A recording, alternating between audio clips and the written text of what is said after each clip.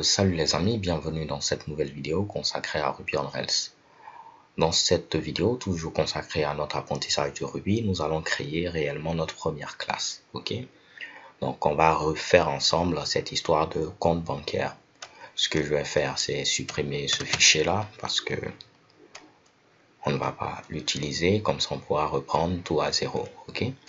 Donc, je vais créer un nouveau fichier que je vais appeler compte bancaire.rb.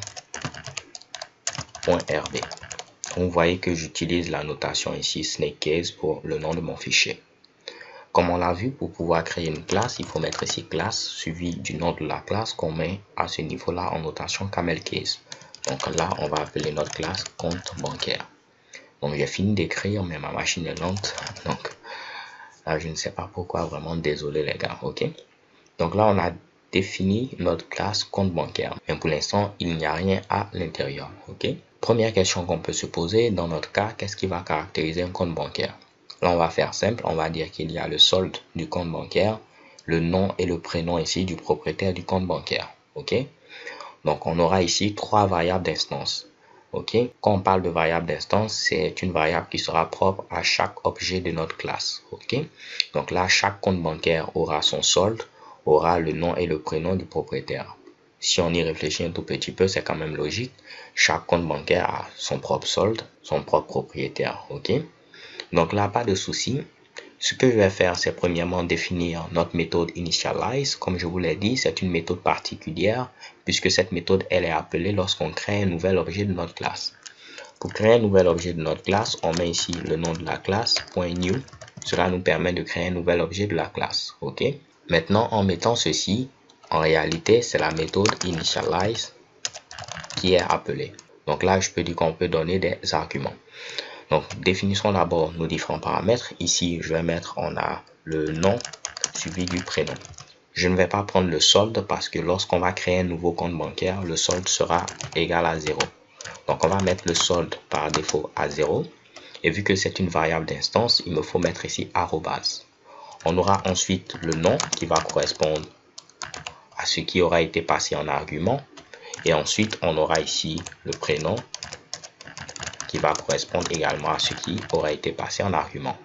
Ce qui fait que ici, je peux mettre ici compte bancaire.new, je vais passer un nom, je vais mettre ici Honoré, et je vais passer ici un prénom, je vais mettre ici Honoré. J'ai vu que je me suis trompé, c'est ici Unwanu, et là, je mets ici Honoré. Donc, lorsque j'écris ce Mitsubishi, automatiquement, qu'est-ce qui va se passer? Ma méthode initialize est appelée. On va initialiser une variable d'instance solde à 0. Le nom correspond à Unwanu et le prénom correspond à mon prénom ici Honoré. Je peux stocker cela au niveau d'une variable que je vais appeler ici compte bancaire.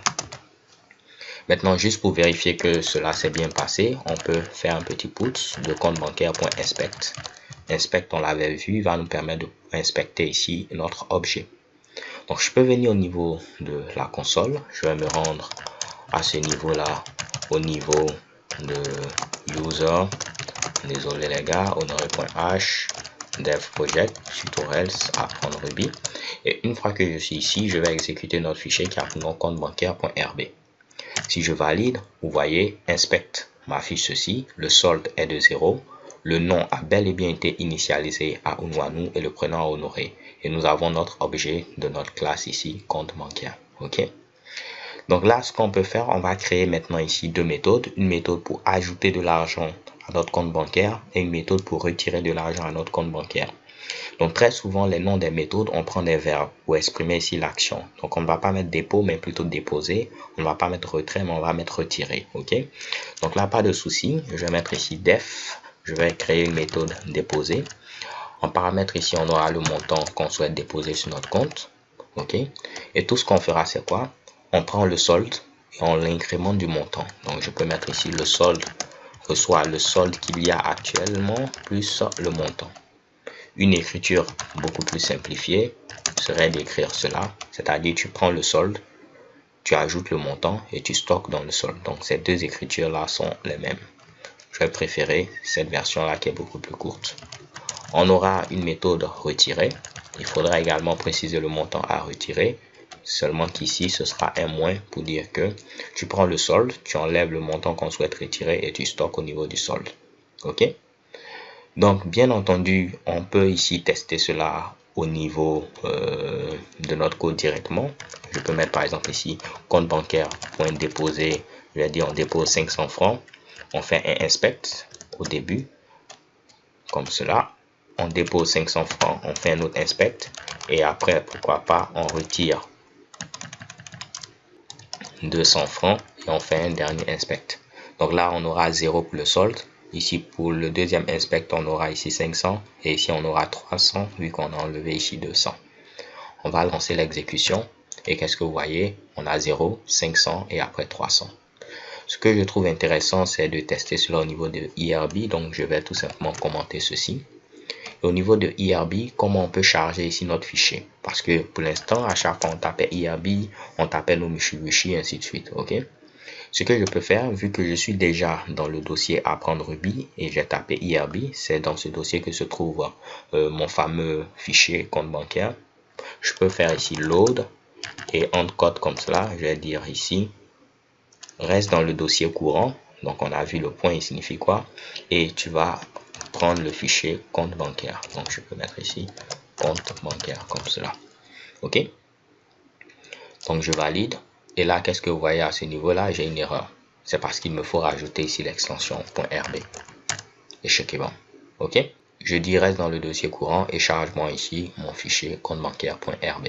Une fois que ça a été fait, c'est comme si on a accès maintenant à notre classe. Donc on peut faire ici compte bancaire.new comme on l'avait fait.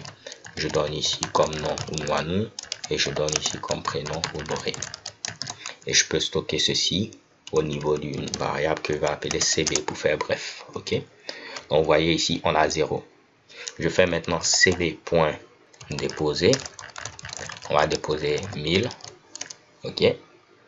Vous voyez qu'il me retourne ici 1000. Peut-être vous ne comprenez pas pour l'instant le sens de retourner. On va le voir à la vidéo suivante. Mais remarquez qu'il me retourne ici 1000. Ok? Ensuite, je fais cb. Vous voyez que le solde est maintenant de 1000. Je peux faire un cb.retirer. Et là, je mets ici peut-être 200. Et ce qui va rester, vous allez voir à ce niveau-là, ça doit être normalement 800. Ok? Donc, si je refais cb, vous voyez ici 800. Parfait. Donc les gars, c'est tout pour cette vidéo. Dans la vidéo suivante, je vais vous parler ici de comment retourner une valeur au niveau d'une méthode. C'est vraiment quelque chose de très simple, mais pour ne pas essayer de complexifier les choses, on va juste s'arrêter là. Mais vous voyez que dans la pratique, c'est quand même très simple de créer une classe, de créer des méthodes, de pouvoir modifier les variables d'instance, et ainsi de suite. Il n'y a rien de bien compliqué. Là, je vois que vous commencez à devenir un peu plus à l'aise avec Ruby. C'est un grand avantage parce que lorsqu'on va rentrer maintenant, créer des classes, vous pourrez créer des librairies, mieux structurer votre code, vous serez beaucoup plus à l'aise. Et croyez-moi, avec Ruby on Rails, on fait des exploits, on crée des sites web rapidement et vraiment tout est beau. Donc là, je suis rentré dans un discours, je ne sais pas lequel, mais je vous donne rendez-vous à la vidéo suivante. So thanks for watching, don't forget to subscribe and have a nice day. Peace.